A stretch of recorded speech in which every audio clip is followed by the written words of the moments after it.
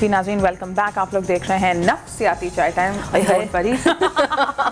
मुझे इस वक्त अपने मेकअप आर्टिस्ट हमारे इमरान हैं, जो उन्होंने मुझे मुंह पे लफ्ज़ चढ़वा दिया है और इतने फ़नी है, उनको कोई फ़नी लगता है। हम कहते हैं ना लोग साइको और पागल, वो कहते हैं नफ्सियाती हैं ये। हाँ। तो मगर हम लोग आज वाकई this is a serious issue. तो हम मजाक में, मैंने इन्हीं डॉक्टर से पहले भी कहा था कि लोग कहते हैं ना ही इज़ मैड, लेकिन देखें मजाक में तो हम बोल देते हैं, लेकिन ये चीज़ें एक्चुअली हमें सीरियस भी लेनी चाहिए। और नफ्सियात ऐसी चीज़ है जो आपकी ज़िंदगी पे हावी हो जाता है, स्पेशली अगर वो खौफ की सूरत में आपकी ज़िंदगी में आए। और इस पर हम डिटेल में बात करेंगे, लेकिन सनी इंट्रोड्यूस करेंगे हमारे गेस्ट को।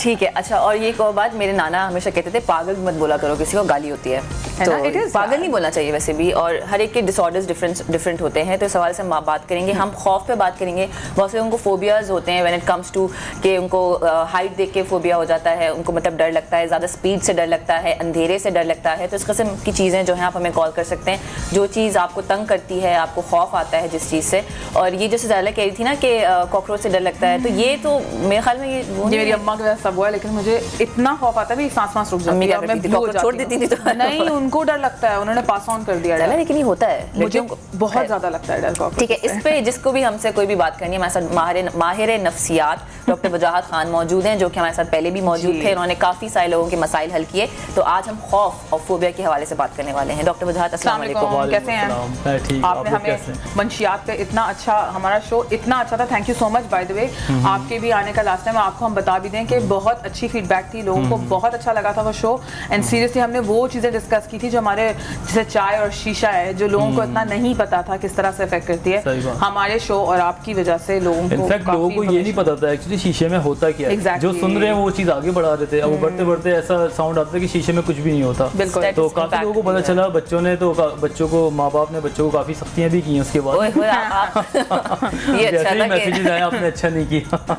नहीं, लेकिन नहीं, मगर we have to thank you. अच्छा, मगर आज भी नाज़रीन जिस बारे में हम बात करने वाले हैं वो इम्पोर्टेंट इसलिए है क्योंकि कभी कभी you don't as a person also realise कि आपको किस चीज़ से इतना डर लगता है। तो मैं जो कह रही थी कॉकरोचेस का, लोगों को एहसास नहीं होता, फनी लगता है। कुछ लोगों से, मेरे घर में लोग आते हैं उनको बिल्लियों से डर लगता है, और मेरे पास बिल्ली है।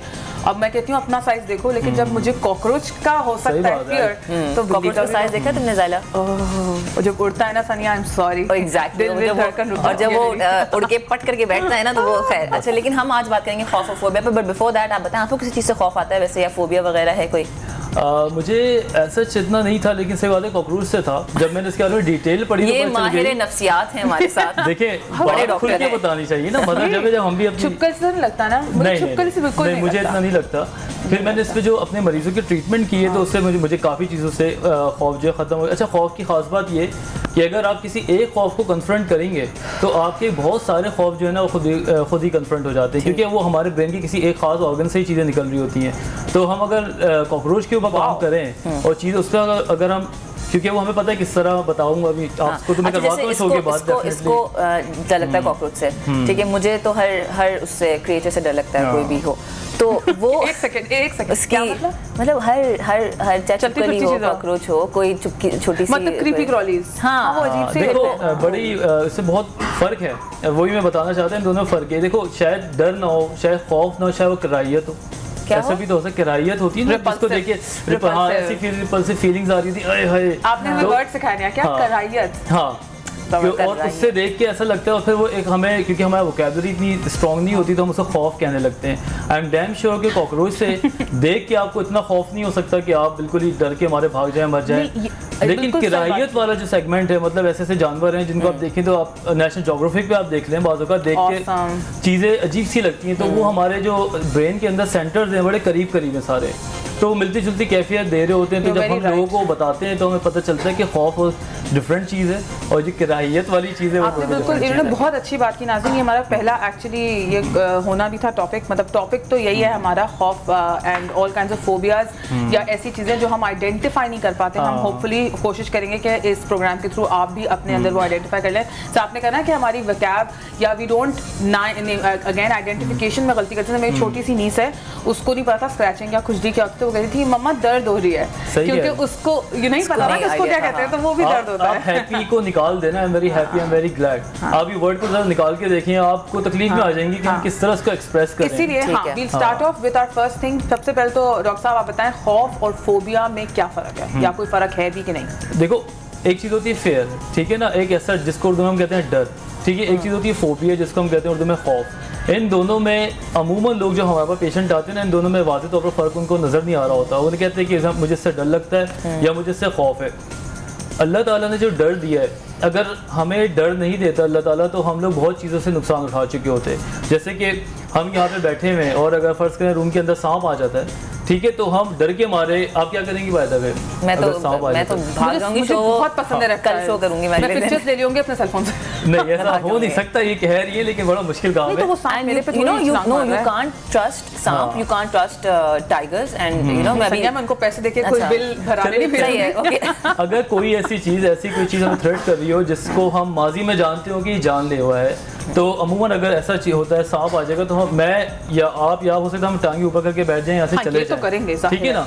और उसको देख के हम जो भी रिएक्ट करेंगे, ठीक है, वो दो टाइप के होते हैं। ये मैं डर की या फेयर की बात कर रहा हूँ, जिसमें रहता है फाइट और फ्लाइट, ठीक है। कभी भी कोई चीज़ डर की आ रही होती है जो हमें थ्रेट करती है, तो हमें दो टाइप के जो हम रिएक्ट करते हैं, एक होता है फाइट, या तो हम उसको मारते हैं, ठीक है ना, या फिर हम भाग जाते हैं। ये शुरू से फितरत चलती आ रही है, ठीक है ना, कि छोटा जानवर बड़े को मारता है या वो देखता है कि नहीं मार पा रहा तो वो भाग जाता है। तो फाइट और फ्लाइट वाला अगर सेगमेंट आ रहा है और आपको लगता है कि आप सांप देख के भाग गए तो नॉर्मल है, लेकिन आपको उस जमाने के बाद ऐसा हो गया कि सांप आया था, उसके बाद हमेशा यहाँ पे आप बैठती हैं तो आप टांगे सोफे पर रख के बैठे और मैं आपसे बोलूँ कि भाई तुम यहाँ क्यों चलेगा तो बैठ भी जाऊँ तो वो बोले कि नहीं डॉक्टर वजाहत यहाँ पे सांप आ जाता है, ठीक है, और फला दिन सांप आया था। तो हम यूज्ड टू हो गए होंगे, लेकिन क्या सॉरी यूज्ड टू हो गए होंगे हम लोग सांप के, आई थिंक हो गए होंगे। अगर जिस तरह आपने कहा ना कि आप तो बेसिकली फियर और फोबिया में ज़्यादा साइकोलॉजिकल प्ले होता है। इसको मैं कंक्लूड करता हूँ अभी, अनरैप है, मतलब ये कि अगर कोई रैशनल चीज़ हमारे सामने हो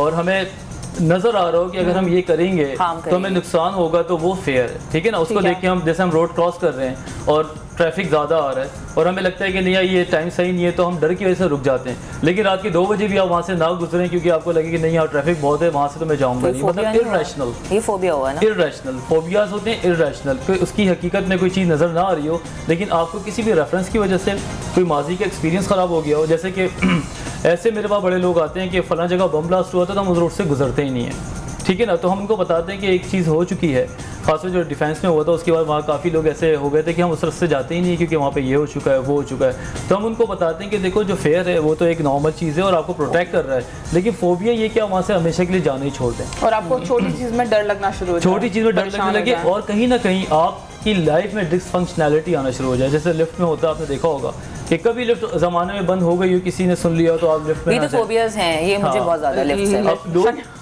मतलब सीधा चढ़ के आते हैं 13वें फ्लोर पे कभी कभार जब। अब देखें हाँ ये चीज़, अब आपसे पूछा जाए भाई तो आप कोई ना कोई माजी की बात बताएंगे, वो फला जगह ऐसा है, किसी मूवी में ऐसा देखा था, मूवी में ऐसा देखा था, फिल्मों में तो वैसी चीज़ों को मैक्सिमाइज करके दिखाया जाता है। और ये भी एक पता है वो दिमाग में ज़ाहिर है कि जब आप कभी खुदा ना खासा लिफ्ट में खराब होना होता है वो धड़ करके गिरती है ज़मीन, ठीक है, नीचे, तो वो एक फोबिया है, कभी हुआ मैंने तो। इवन लोगों को कुछ होता है वियर्ड, इसका भी कोई नाम होता है, वो नहीं होता। आप लोग अगर जैसे अच्छा हमारे कल्चर में, हमारे बाहर जाए मुल्क ममालिक में तो कोई सीलिंग फैंस नहीं होते, यहाँ पे हमारे लोगों को एक डर होता है कि सीलिंग फैन गिर जाएगा, पर उसका कुछ नाम होता है ना, वो भी एक फोबिया होता है वियर्ड सा। हर चीज से आपको नफ्सियाती अगर इमरान देखिए मैं आपको 3-4 फोबियाज के नाम बताता हूँ जो कॉमन हमारे पास कंप्लेन आती है। एक तो ये लिफ्ट का, उसके अलावा हाइट पे जाने का, अगर आप ऊपर जाते हैं तो फ्लैट देखें तो डर लगता है। हाँ, एक और सबसे बड़ा फोबिया है जो टीवी सेलिब्रिटीज में बहुत कॉमन हो गया है और उसको वापस ओवरकम कर लेते हैं कि अगर वो फर्स्ट अटैम्प्ट पे किसी चीज़ के लिए फेल हो जाते हैं, ठीक है, कोई लाइव शो पे कोई गलती कर जाते हैं या कोई सिंगिंग